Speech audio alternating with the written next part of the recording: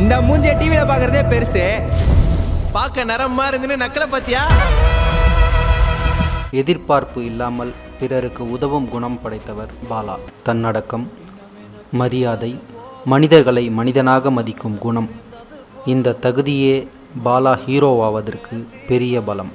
அவன் பெரிய அழகுங்க, அவன் அப்பவே அழகு என்று பாராட்டிய படத்தின் இயக்குனர், அவன் அழகாக தான் இருக்கான் சார், அவன் பயங்கர அழகு, அவன் செம்ம அழகு சார், அவன் இப்போ இல்லை, அவன் அப்பத்துலேருந்தே அழகு தான். அவர் மிகவும் திறமைசாலி என்று பாராட்டிய படத்தின் ஹீரோயின்.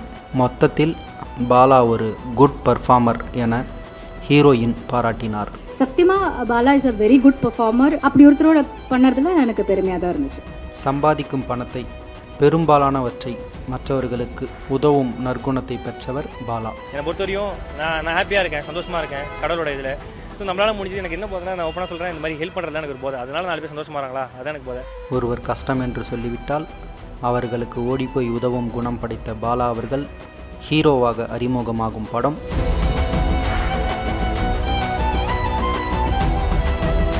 காந்தி கண்ணாடி.